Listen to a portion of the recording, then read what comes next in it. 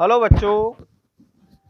तो चलिए बच्चों, ये मेमोरी बेस्ड क्वेश्चन है आज की सुबह मॉर्निंग 23 तारीख वाली मॉर्निंग शिफ्ट की जो बच्चों ने हमें बताए हैं उसके ब्याह पर हमने ये कुछ क्वेश्चंस तैयार किए हैं और उनके अपन जो देख रहे हैं वो सॉल्यूशन है।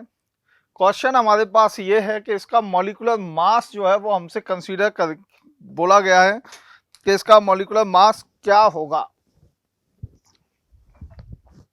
ठीक है, तो अब हम मॉलिक्यूलर मास के बारे में डिस्कस करेंगे। ये एक कंपाउंड है, पहले Br2Fe से रिएक्शन है, फिर SnHCl से रिडक्शन है, फिर Na2 और HCl से रिएक्शन है ना, और देन H3PO2 से रिएक्शन है। और आपसे पूछा गया है कि जो प्रोडक्ट बनता है उस प्रोडक्ट का मॉलिक्यूलर मास क्या होगा। तो चलिए बच्चों हम इस पर बात करते हैं। देखिए बेटा, प्रोडक्ट का मास होगा 171। कैसे? पहले ये कंपाउंड है जो गिवन है Br2Fe। अब आपको पता है जब आपने ये क्वेश्चन किया होगा तो ये एक्टिवेटेड ग्रुप में आता है, एक्टिवेटिंग ग्रुप है। और ये आपको पता है ये NO2 डीएक्टिवेटिंग ग्रुप है।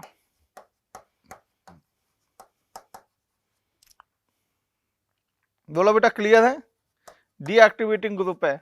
तो जो Br2Fe है वो एक्टिवेटिंग ग्रुप के अकॉर्डिंग जाएगा। किसके अकॉर्डिंग जाएगा? एक्टिवेटिंग के ग्रुप के अकॉर्डिंग। और जब हम एक्टिवेटिंग ग्रुप के अकॉर्डिंग देखते हैं तो ये ऑर्थो पैरा डायरेक्टिंग है, तो इसकी या तो ऑर्थो पर लगेगा या पैरा पर लगेगा। तो हमने ये प्रोडक्ट बनाया पैरा वाला, पैरा का प्रोडक्ट बनाया बेटा।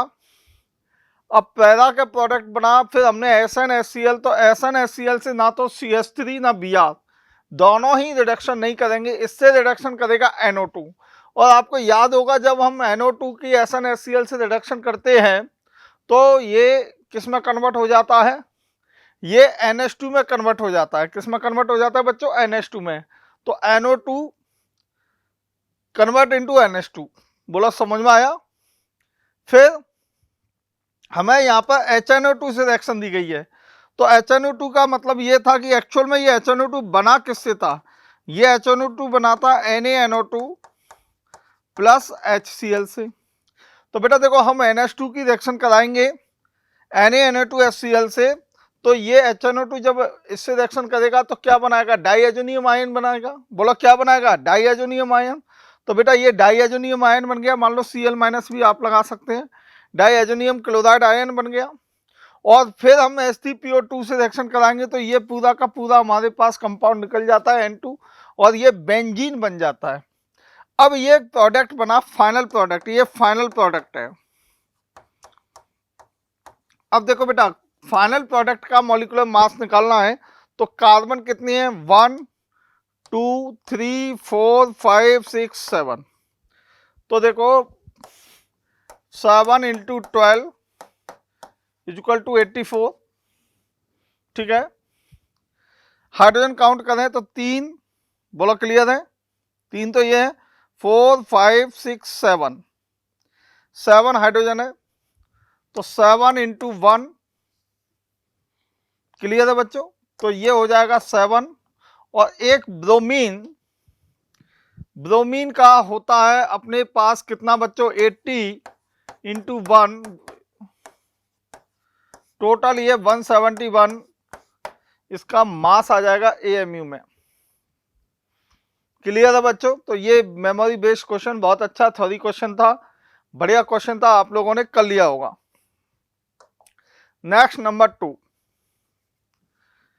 ये हमको एल्कली एक्सिस, एल्कली ये मतलब फॉर्मल्डिहाइड एक्सिस में दिया गया है और एल्कली रिफ्लेक्स कराया गया है। और आपसे ये एल्कली रिफ्लेक्स का मतलब है एल्कली मीडियम में ये रिएक्शन दी गई है। तो फाइनली हमसे प्रोडक्ट पूछा गया है कि इनमें से कौन सा प्रोडक्ट फॉर्म होगा। तो चलिए हम पहले इसको देखते हैं। प्रोडक्ट हमारे पास ये है, आंसर फर्स्ट है, लेकिन बना कैसे होगा इसके बारे में थोड़ा सा डिस्कस करते हैं बच्चों।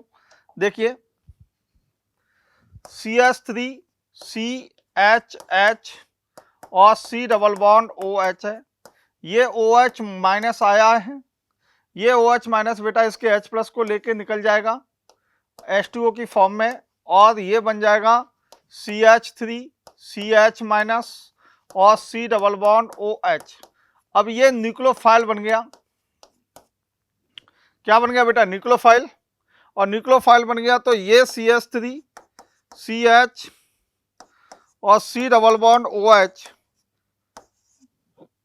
Minus HC double bond OH के अंदर ये अटैक करेगा, ये इलेक्ट्रॉन को ले लेगा। बोला बच्चों क्लियर है?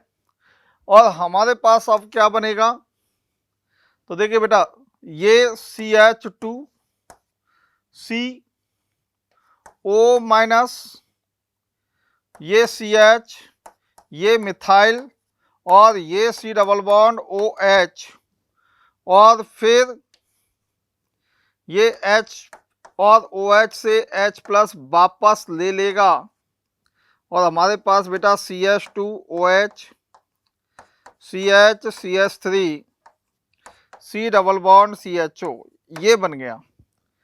और वापस बेटा फिर वही OH माइनस, क्योंकि एल्कली रिफ्लेक्स काफ़ी सारा दे रखा है और फॉर्मल्डिहाइड एक्सेज में दे रखा है।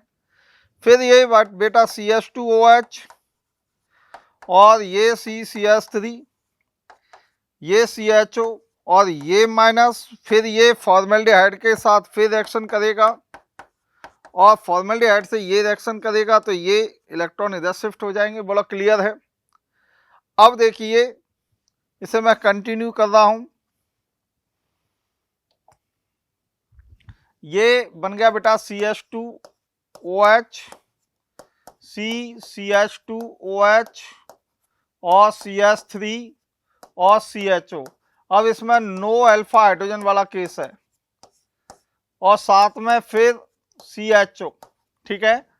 अब बेटा ये जब NaOH से रिएक्शन करेगा तो ये एक रिएक्शन हो जाएगी कैनी-जारो रिएक्शन। कौन सी रिएक्शन हो जाएगी? कैनी-जारो रिएक्शन। इस कैनी-जारो रिएक्शन में अब देखिए ये मोर इलेक्ट्रोफिलिक है तो इसका तो क्या हो जाएगा बच्चों?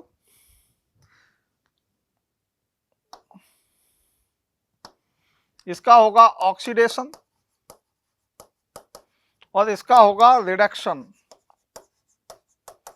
क्योंकि जितना ज्यादा इलेक्ट्रोफिलिक होता है उसका ऑक्सीडेशन होता है और कम इलेक्ट्रोफिलिक यानी कम रिएक्टिव कार्बोनिल कंपाउंड का रिडक्शन होता है और मोर एक्टिव कार्बोनिल कंपाउंड का ऑक्सीडेशन होता है। तो देखो बेटा, अब ये कैनी-जारो रिएक्शन होगी तो ये हमारे पास क्या बनेगी? CH2OH CH2OH CH3 और CH2OH plus HCOO minus Na plus. तो ये हमारे पास प्रोडक्ट पूछा हुआ था। ठीक है बेटा, तो ये हमारे पास आंसर आया है। तो अब हम बात करते हैं यहाँ पर। तो देखिए ये एल्डोल रिएक्शन दी थी, ये प्रोडक्ट बना था, फिर OH माइनस के प्रेजेंस में कैनी-जारो रिएक्शन हुई थी, ये प्रोडक्ट बना था। बोला बेटा क्लियर है? Any doubt? ठीक है, हमने NaOH क्या लिया, मतलब OH माइनस के प्रेजेंस में भी इसको देख सकते हैं कि ये केवल NaOH दिया नहीं है, तो हम बेटा OH माइनस के प्रेजेंस में और यहाँ पर भी अकेला ये छोड़ सकते हैं। बोला क्लियर है बच्चों? तो अपना आंसर इसका जो आएगा वो आंसर क्या होगा? फर्स्ट आंसर आ जाएगा। ये देखिए ये फर्स्ट आंसर आ गया है। फर्स्ट आंसर रिडक्शन का प्रोडक्ट बन गया है। क्लियर है बच्चों? Any doubt? चलिए, तो ये आपका क्वेश्चन बहुत बेहतरीन गया होगा।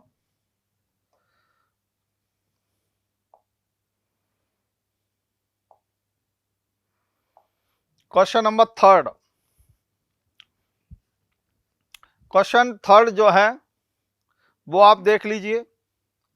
Fructose gives silver mirror with tolerance reagent although CHO group is absent in it। बिल्कुल सही है, क्योंकि ग्लूकोज और fructose are interconvertible in acidic medium, sorry in basic medium. Glucose and fructose both are interconvertible in basic medium. तो बेटा यहाँ पर ये बात बिल्कुल सही है कि फ्रक्टोज सिल्वर मिरर देता है टॉलेंस रिएजेंट के साथ में। फ्रक्टोज इन एल्कलीज यानी base medium convert into aldose sugar glucose which है CHO ग्रुप, ये भी सही है, यानी स्टेटमेंट फर्स्ट भी सही है और स्टेटमेंट सेकंड भी सही है। तो both statement first and second are true, ये बिल्कुल सही आंसर है। बोलो बच्चों, क्लियर है, समझ में आ गया? क्योंकि ग्लूकोज फ्रक्टोज में कन्वर्ट होता है, फ्रक्टोज ग्लूकोज में कन्वर्ट होता है इन बेसिक कंडीशन में, और यही वो कह रहा है कि एल्कलाइन मीडियम में, एल्कलाइन कंडीशन में ये ऐसा हो रहा है। तो बिल्कुल सही आंसर है। देख लीजिए, स्टेटमेंट दोनों ही करेक्ट है, ये ना, ये फ्रक्टोज है,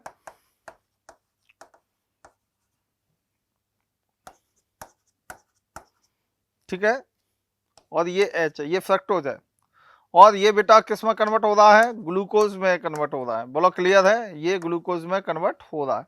तो ग्लूकोज फ्रक्टोज बेसिक कंडीशन में, तो रीअरेंजमेंट या inter conversion between fructose and glucose basic condition में हो जाता है। बोलो समझ में आया? Next, which of the following react with Hinsberg reagent. देखो बेटा, पहली बात तो यह है कि हिंसबर्ग रिएजेंट होता क्या है। तो बात यह है कि benzene sulphonyl chloride is known as Hinsberg reagent.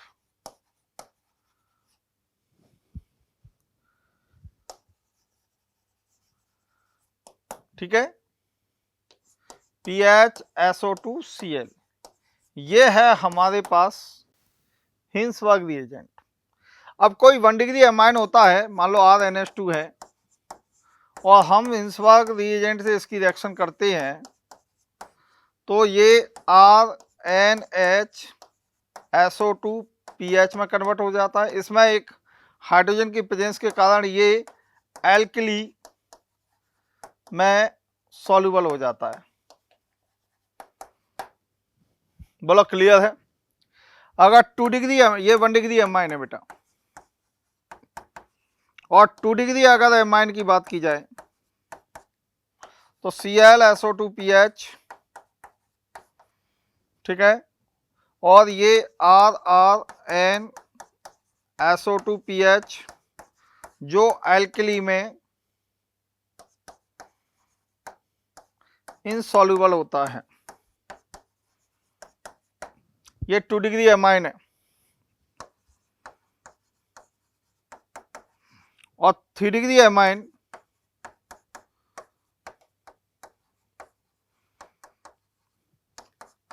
ClSO2PH के साथ नो रिएक्शन। तो कहने का मतलब यह है कि Hinsberg reagent is used for distinguish 1 degree, 2 degree, 3 degree amines. ठीक है, ये बात आपको समझ में आ गई? ये क्वेश्चन आपने किया भी होगा, अच्छे से किया होगा आई थिंक, क्योंकि डिस्टिंग्विश मेथड है। तो देखो बेटा, हिंसबर्ग रिएजेंट से कौन कौन, ये कौन सा है 1 डिग्री एमाइन, ये कौन सा है 1 डिग्री एमाइन, ये कौन सा है 2 डिग्री एमाइन, ये कौन सा है 3 डिग्री एमाइन, और ये कौन सा है 2 डिग्री एमाइन। तो आंसर आ गया A, B, C और E, A, B, C, E। Answer first, 3 degree amine reaction नहीं करता है, जो मैंने आपको अभी जस्ट बताया है।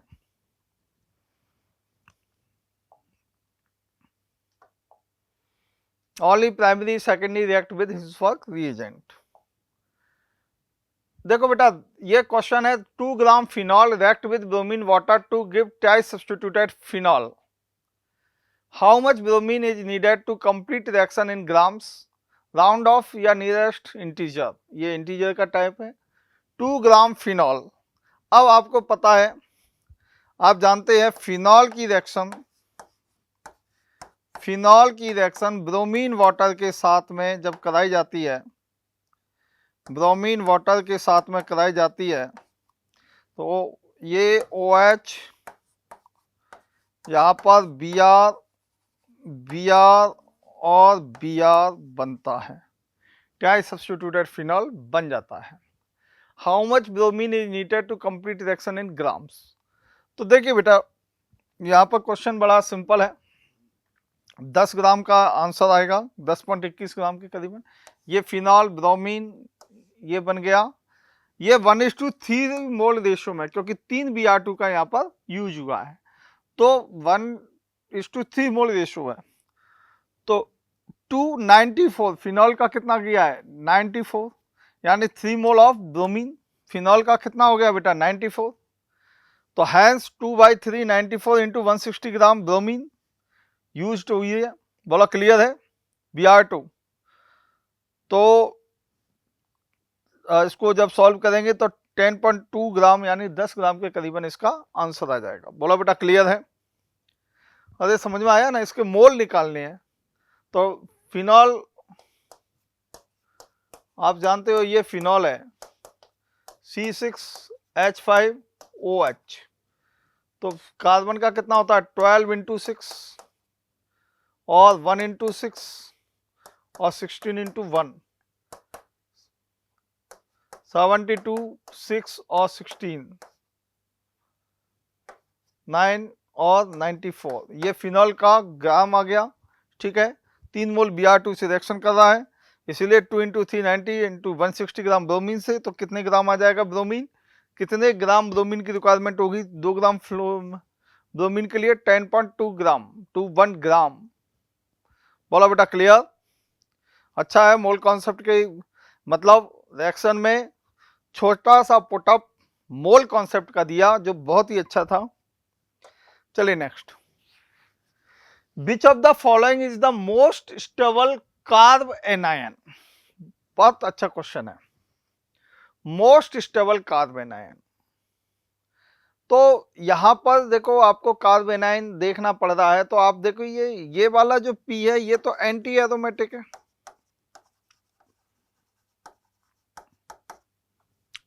क्योंकि 4 पाई इलेक्ट्रॉन की तरह कंसीडर होगा।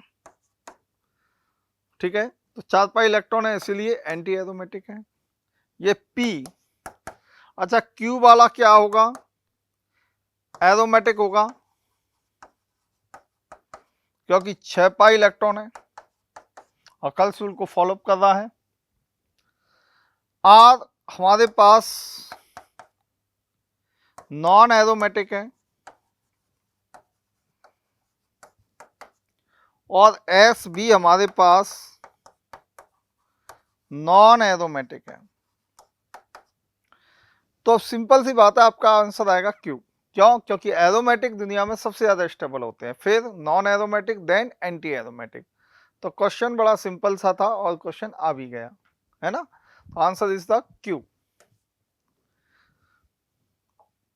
Q follow Huckel's rule, hence aromatic stabilize resonance energy. बोलो क्लियर है। चलिए next, propane react with chlorine in sunlight to give chiral product X, which is dichloroproduct. X is further chlorinated in sunlight to give how many dichloroproduct? बड़ा अच्छा question है। देखो propane के बारे में बात की जाए तो ये प्रोपेन है और प्रोपेन की रिएक्शन समझ लो, प्रोपेन की रिएक्शन Cl2 के साथ सनलाइट के प्रेजेंस में की जा रही है, एक कायरल प्रोडक्ट जो कि डाइक्लोरो प्रोडक्ट है। तो डाइक्लोरो प्रोडक्ट हमारे पास अगर बनाना है बेटा, तो हमने ये CH2Cl बनाया, ये कायरल प्रोडक्ट बनाया, product X which is dichloro product, ये X आया। बोलो बेटा क्लियर है। X is further chlorinated in sunlight to give how many trichloro product।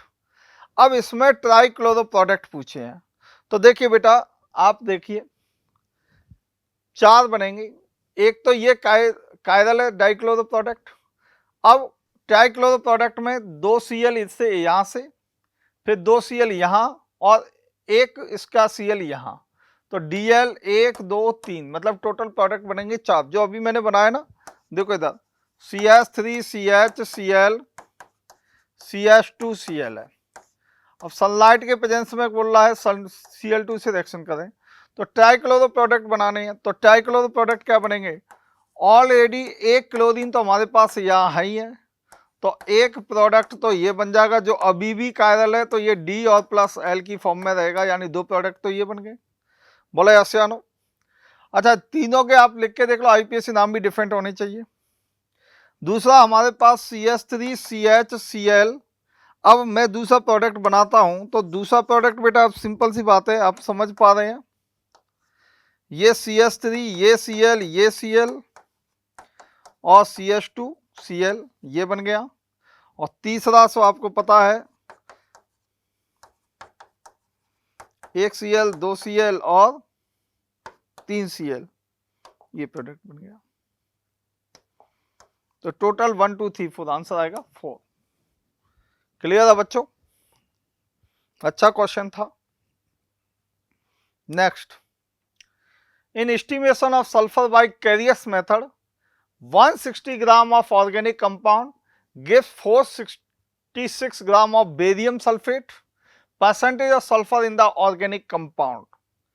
ठीक है, ये बड़ा अच्छा क्वेश्चन है। देखिए बेटा, हम इसमें बात करते हैं, 40 आया, BaSO4 का 233 इसका मॉलिक्यूलर मास होता है, इसके मोल्स निकालेंगे तो 2 मोल्स निकलेंगे, तो 2 मोल्स में 64 ग्राम हमारे पास सल्फर होगा, और परसेंटेज एस ग्राम निकालना है तो 160 ग्राम में डिवाइडेड करेंगे तो 40% सल्फर आ जाएगा।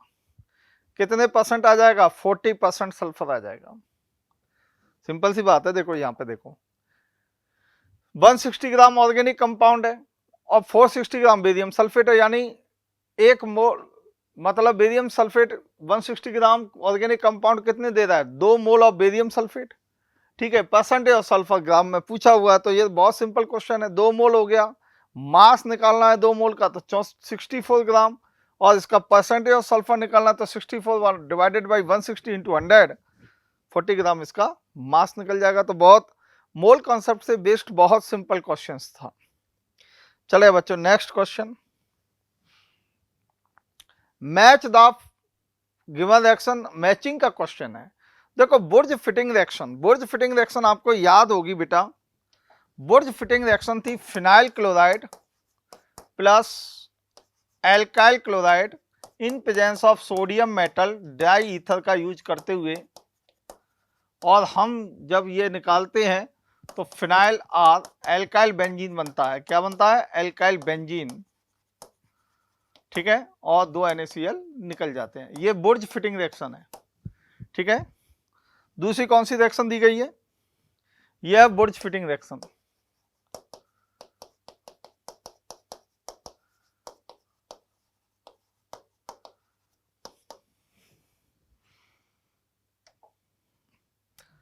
फिंकेस्टीन रिएक्शन आपको याद हो, आयोडाइड बनाने का मेथड है।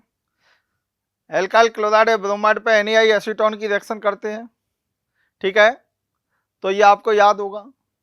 तो ये हाइड्रोकार्बन प्रोडक्ट बना रहा है। फिंकेस्टीन रिएक्शन एल्काइल आयोडाइड बनाने का मेथड है। तो ये बेटा हमारे पास फिंकेस्टीन रिएक्शन आयोडाइड बनाने का मेथड है। सैंडमेयर रिएक्शन, सैंडमेयर याद करो, सैंडमेयर अमोनिया बेंजीन डाइअज़ोनियम क्लोराइड की CuHCl से रिएक्शन होती है तो क्लोरोबेंजीन बन जाता है। क्या बन जाता है? Chloro product, chlorobenzene. ये क्लोरोबेंजीन बनाने का मेथड है। स्वाट रिएक्शन एल्काइल फ्लोराइड बनाने का मेथड है। AgF के साथ कोई भी फ्लोरीन एजेंट AgF या मरकरी फ्लोराइड के साथ रिएक्शन करते हैं, RCl या RBr की, तो हमारे पास क्या प्रोडक्ट बनता है बेटा? यहाँ पर प्रोडक्ट बनता है फ्लोराइड। ये बन गया। अब देखो, A का S, B का Q, C का R और D का P। फर्स्ट आंसर मिल गया। बोला बेटा क्लियर है? थ्योरेटिकल क्वेश्चन था, बहुत सिंपल था, आप लोगों ने इसको कर लिया होगा। इसी के साथ ही बेटा ये क्वेश्चंस खत्म होते हैं।